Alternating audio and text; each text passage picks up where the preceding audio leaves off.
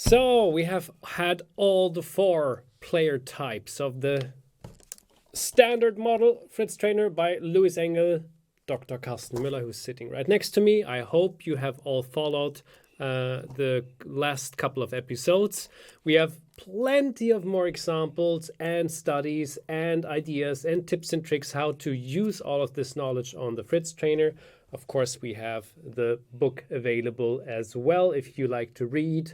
And I have a couple of questions which are on my mind, Karsten.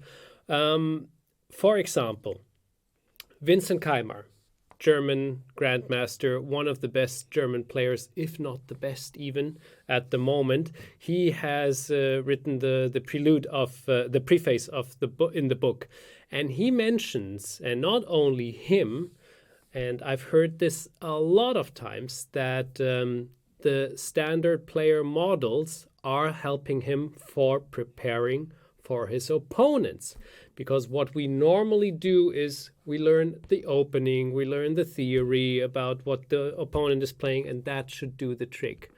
How important is it to also understand what kind of player your opponent is from the 4 types?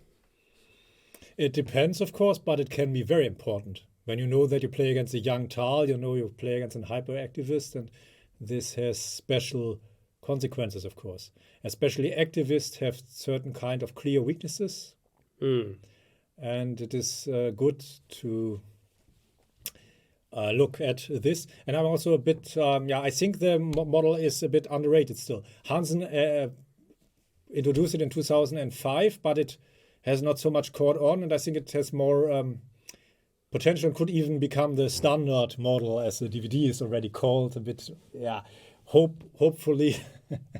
But there's the standard model. Of course, you have a tactician and strategist, and this is also seen as tacticians are the activist and the pragmatic, and the strategist are the theorists and reflectors. But and this, of course, you have this a 2-player model, a 2-type model is of course very common. Everybody knows it. True.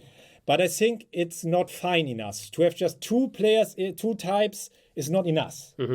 There are more diversities which should be taken into account. Yes. And then, of course, there are other models like the 16-type model, where I think that is too complex. That is 16 too much, is too many. You can't remember all the names. It's just too many types. And since you have to broaden it a little bit. But if you put this into 16 different models, then I personally believe then you are putting them into a drawer too heavily. Yeah.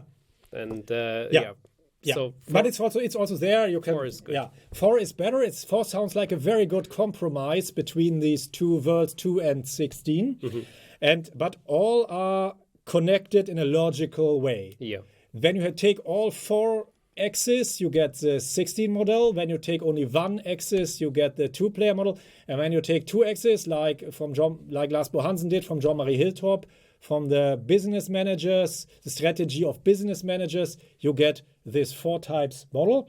And this seems to fit very well. So seen through these eyes, it's like chess players and their strategies are like business managers and their strategies. I hope that Lars Bo Hansen's model has more potential than... because at the moment it was introduced in 2005, but it has not really caught on. Maybe, as the quote goes, he was ahead of his time. Right? He was a pioneer, and you just gave it in the right line and movement now. We will see. So, for a hobby player, and I'm just also talking to you right now, maybe, or for a player who's even playing in a lot of games and is preparing for an opponent, how can we even recognize what player type our opponent is? Because if there are just 37 games in the mega database, and how can I find out if my opponent is a theorist, if he's pragmatic? Any tips? Yeah, that's of course not so easy, and it depends. Again, easiest should be the hyperactivist player Sure. who makes a lot of incorrect material sacrifice, and not, of course, always given that.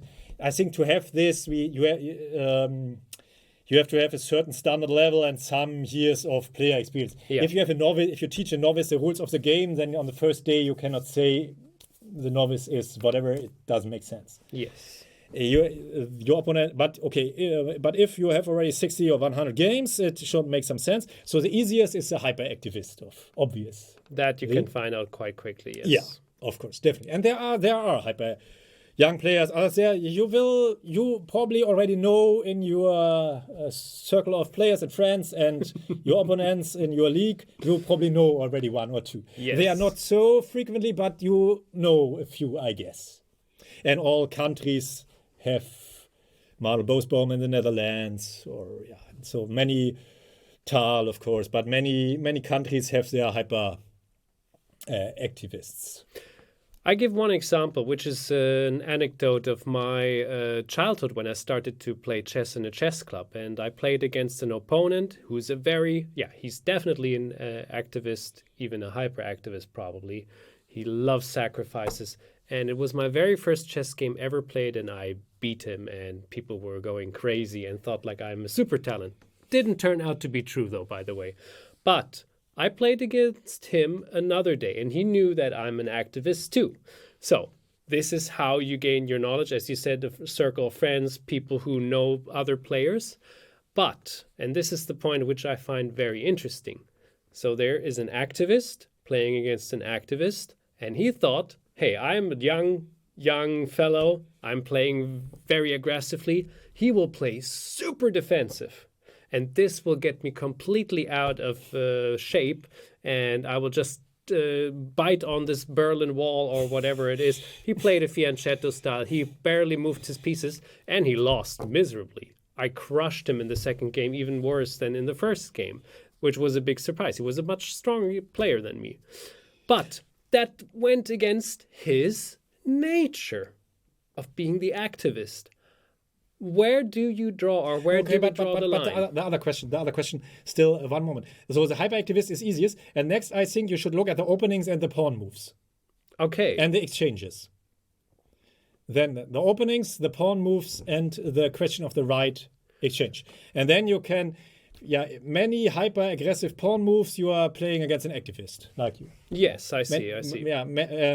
Then does he play system openings and follow all the series? Then you are playing probably against a theorist. That's a good addition, to how to find out what kind of player type your opponent can be. Yeah. Does she or he manage well the question of the right exchange? And other deeper questions, then she or he most likely is a reflector. Yeah. But as mentioned, of course, reflectors should be very seldom, and then probably theorists, and then pragmatics and activists. But of course, these are just educated guesses. We don't know for. There are more investigations has to be made. Best, of course, would be if a computer program could check the mega base for things, because when humans do it, they have their human bias, and you never know what happens. But this has not been done. I'm sure it will be done in the future, but it hasn't been done yet. And I'm already curious if my guesses are right or wrong. Yeah, I'm curious too about this. Coming back to the question before, how much should we personally change our own nature to adjust to an opponent? I mean, we do this already by adjusting our opening, right? And we sometimes use a different opening than we normally use. But how much should we change our standard player model, which we are by nature, and how much can we improve with that? That's a difficult question. This is a difficult and deep question, and it probably has there are two different approaches to it. Approach A is become as universal as possible. Mm-hmm. This means, of course, working on your weaknesses. Study your weaknesses, and then study model games of players which are strong at your weaknesses, and then improve. Yes, okay. This would be a standard approach, and it would, of course, be very good for especially, I think, activists should definitely do it, not to play G4 in any game, any moment, any move. Only play it when the advantages are better than the disadvantages. So I think this is for activists, it's extremely important to work on so this has not one answer for all, yeah? Of course. For activists, it's extremely important. Okay, so first approach is become as universal as possible and work on your weaknesses. Second approach is forget about this, put all the money, and you can't say that for everybody. One of the two, chess is really, this is one of the fascinations of chess, because the other approach is forget about it and put all your money on your strengths. So you are an active player, you are a hyperactivist, whatever. You can beat Magnus Carlsen if you can sacrifice 2 pieces per game, and on average you will beat him. Then do that. Then don't try to outsmart Magnus in the reflector areas, which is hopeless anyway. Put all your money on your strengths. Very good. That would be the second possible approach, and it's definitely also possible. And this doesn't have the answer that approach 1 or 2 is for everybody. Always it can't be. It is from player to player, and it also depends on your aims and of course working on your weaknesses, and might also be less fun and so on. And if you are a professional living from chess, or do you want to have fun, or whatever comes here also into the forefront. Yeah. So it doesn't have one. This deep question doesn't have one answer, but there are, I think, 2 major strategies.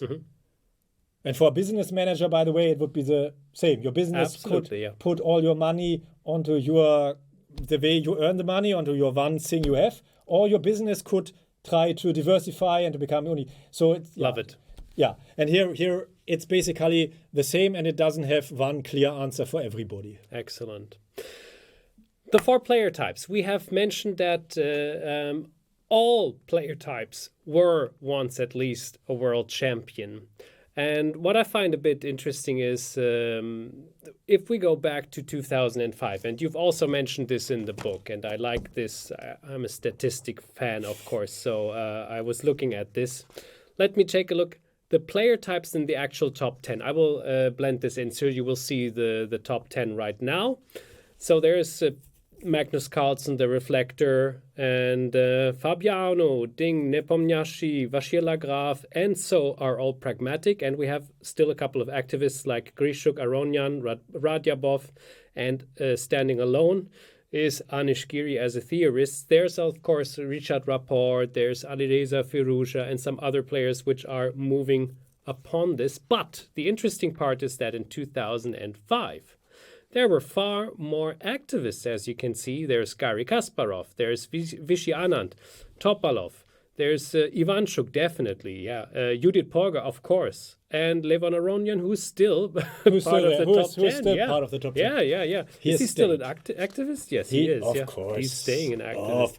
He's might be a bit more pragmatic nowadays than the old times, but still, I say he's an activist. He is. Now, the culture is changing the world, and chess, of course, too. And we are a very strongly engine-driven chess culture in the last, let's say, 5 to 10 years. Do you agree? Yeah. So we have a lot of theory studied. And my guess is finding out the player types is more important than ever before. And maybe much more important than in 2005, and far more important than back in the old days. Is this true, or the statement I'm making, or do you disagree? I haven't thought about that, but I slightly disagree. I think it is still Capablanca Alekhine can be compared to Karpov Kasparov. So yes, okay. So I slightly disagree out of hand, but I haven't thought about it. It's always a bit dangerous. Oh, very good. No, but then it's good then that you say it like that, because this is a thing which is interesting for me.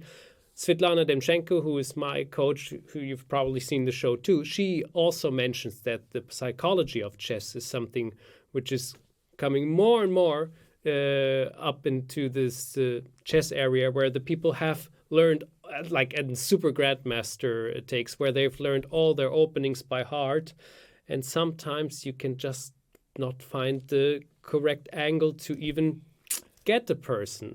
Okay, but this is slightly different, because the emotional axis, the two, and the psychological we are not looking at. We are only looking at the two more chess-like actions. I axes. understand. So this is a way a bit now a different topic, and Svetlana is talking about a different area in a way. We could look at the 16 model and with all these other things, and this would also be very, very interesting.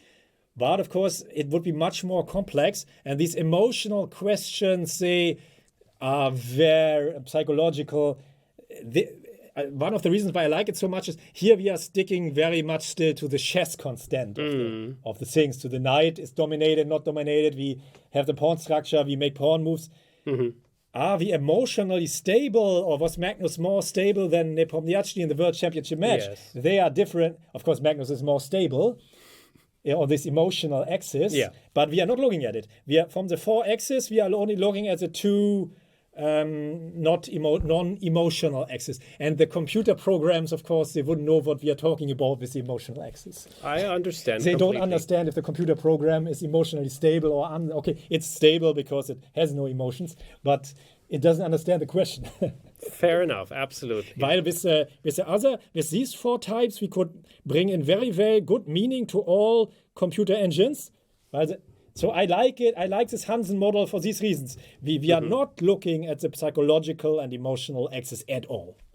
But Svetlana is right, of course. It is very fascinating and things, but it would be a completely different DVD if we would only be looking at the 2 emotional axes. It would be completely different. And also the distribution of types would be then different. It would still be there would still be probably a correlation between emotional and more stable, and others would be probably slightly coordinated, I guess, offhand. But it would be a completely different DVD. I see. And Magnus would be more emotional stable than Nepo. You guessed it. You guessed it, yeah. Probably you guessed it too. So Fischer more emotional in certain kind of respect in these matches than Lars and Taimanov, but because Fischer was on a roll, of course. Yeah. Oh yeah, well, okay. That's also another thing.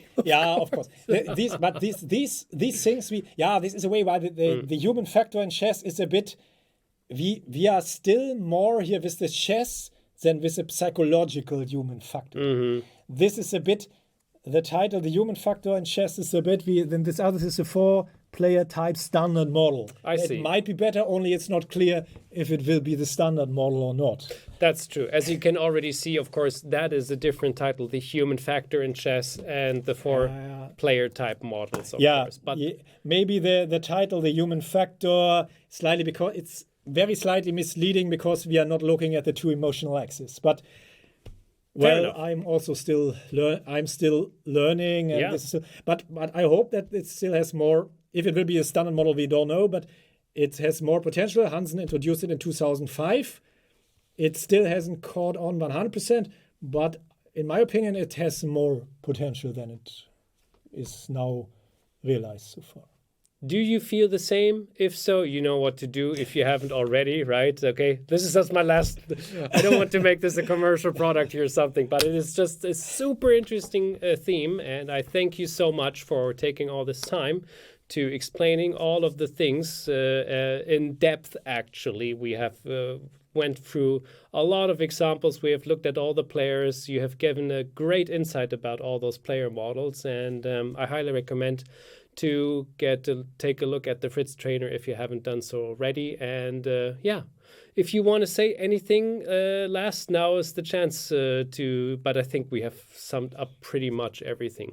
Thank you, Arne, for joining me, for asking all the questions, for taking your time. Thanks for tuning in, and I hope you find the model interesting. It's not forced that it's the standard model or the only model or the truth. That's not necessary. In a way, my aim is already reached when you say this is an interesting model, which gives you new thoughts, new ideas, new approaches, new targets to aim at. Then I'm already very satisfied. Many thanks.